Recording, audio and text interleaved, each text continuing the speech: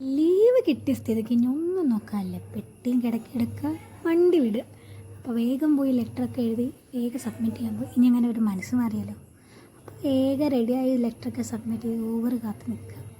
അതൊക്കെ ഇനി വേഗം ഞങ്ങളുടെ ഊബർ വന്നു, ഞങ്ങൾ അതിൽ കയറി പോവുകയാണ് ഗൈസ്.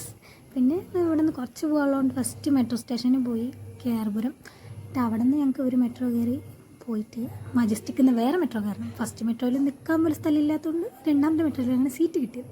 അത് കഴിഞ്ഞ് ഞങ്ങൾ ആ ക്ഷീണത്തിൽ വന്നിറങ്ങിയൊരു പപ്സൊക്കെ കഴിച്ചു. റെയിൽവേ സ്റ്റേഷൻ കണ്ടപ്പോൾ കിളി മൊത്തം പോയി. കാരണം ബാംഗ്ലൂരിലുള്ള എല്ലാ ജനങ്ങളും അതിനകത്തായിരുന്നു എന്ന് തോന്നണേ. പിന്നെ സന്തോഷ വാർത്ത എന്താണെന്ന് വെച്ച് കഴിഞ്ഞാൽ ഞങ്ങളുടെ ട്രെയിൻ ലേറ്റായി. പിന്നെ കുറേ കഷ്ടപ്പാടുകളുടെ ശേഷം ഞങ്ങൾക്ക് സീറ്റ് കിട്ടി, ഞങ്ങൾ ഇരുന്ന്. പിന്നെ റെയിൽവേ സ്റ്റേഷൻ പൊളിച്ചിട്ടിരിക്കുന്നതുകൊണ്ട് ഫുഡൊക്കെ കഷ്ടമായിരുന്നു. അവനെങ്ങാണ്ടോ പോയി എന്തൊക്കെയോ മേടിച്ചിട്ട് വന്ന്, പിന്നെ അതൊക്കെ കഷ്ടപ്പെട്ടിരുന്ന് കഴിച്ച്. പിന്നെ ഉറങ്ങാൻ പറ്റാത്തതിൻ്റെ സങ്കടമാണ്. ഇരിക്കുന്ന ഇരിപ്പ് കണ്ടില്ലേ പാവം പിള്ളേർ.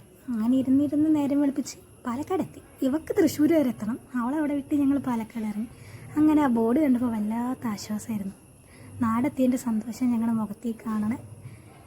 പിന്നെ 5 മണി പറഞ്ഞാൽ 4:30 അവിടെ വന്ന് നിൽക്കേണ്ട ഡാഡീനെ പോയി കണ്ടു. അപ്പോഴേക്ക് എന്താണെന്നല്ല, അരമണിക്കൂർ നേരത്തെ വന്ന് നിൽക്കണം. പിന്നെ അതൊക്കെ കഴിഞ്ഞ് ഞങ്ങൾ വണ്ടി എടുത്ത് നേരെ വീട്ടിൽ പോയി ഗായ്സ്. അപ്പോൾ ഓക്കെ, ഞാൻ അടുത്ത വീഡിയോയിൽ കാണാം.